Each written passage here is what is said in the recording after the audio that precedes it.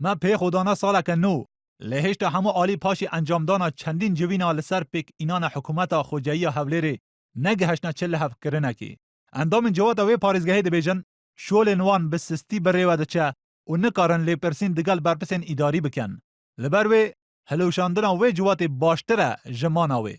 ام طموعك خلقيتيان اما هيك ما وكو انداماني انجمن بي هلنستاوا بلام هلنستانك لخودي خومانو نيه کۆمەڵێک هۆکاری دەرەکی هەیە وای لە ئێمە کردووە کە ئێمە نەتوانین بەو کارانە هەڵسین بۆیە بەڕاستی هەڵوەشانەوە ئێمە بر لە هەڵوەشانەوە لەگەڵ ئەکتیڤ بوونی داینا بەڵام ئەگەر ئەم ئەکتیڤ بوونی نەبێتن و بە فعلی ئەم هەموو بربەسە لە بەردەمماندا هەبێ بەڵێ زۆر پێمان ئاساییە بە ئەم بارگرانیش لەسەر حکوومەت کەم بێتەوە لەسەر هاوڵاتیان شانی هاوڵاتیان باڵ بشێتەوە زۆر شتێکی ئاساییە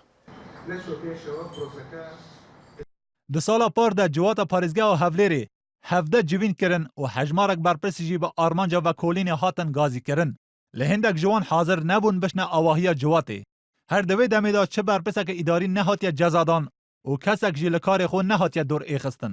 Ciwat jî bi wêne tête tohmetbar kirin ku ji aliyê hezbekê we tête birêve birin. حکوومەتی خۆجێیەکە دەست بەکار نەبووە تەنها لە هەنێک سەرپەرشتی حکوومەتە خۆجێیەکەی هەولێر دەکاتویان ئەو حکوومەتە هەر لەلایەن پارتی دیموکراتی کوردستانەوە ماوەتەوە ئەمانە هەمووی هۆکارن نەبوونی هەیکەل و نەبوونی یەکەژماری سەر ئەوانە جگە لە ئەوە هۆکاری سەرچین بۆ ئیشکردنی ئەنجومەنی پارێزگا کە ئەمانە نەبوون ئەنجومەنێک ئەو شتانەی تێدا نەبێ بەڕای من نەبوونی باشترە لە هەبوونی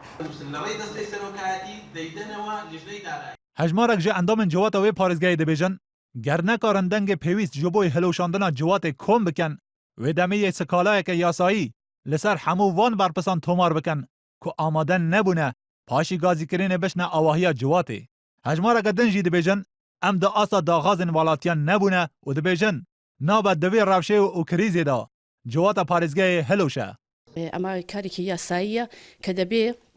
ئەندامی ئەنجومەن چەند ئەندامێک یا چەند فراکسیۆنە کە بەم کارە هەڵدەستن یا داشتێک تەقدیمی سەرۆکاتی ئەنجومەن بکەن سەرۆکاتی ئەنجومەن بەم ئەرکە هەستێ بە دوواداچوونی بۆ بکە و بیکاتە بەرنامەی کاری خۆی چونکە ئەنجومەنە کە بە دەنگی ئەم هەموو خەڵکە هەڵبژێردراوەوە بە ئاسانی بە دەنگی دووسێ کەسێک یا بە ڕێز نەگرتنی دەنگی دووسێ کەسێک هەڵناوەشێندرێتەوە.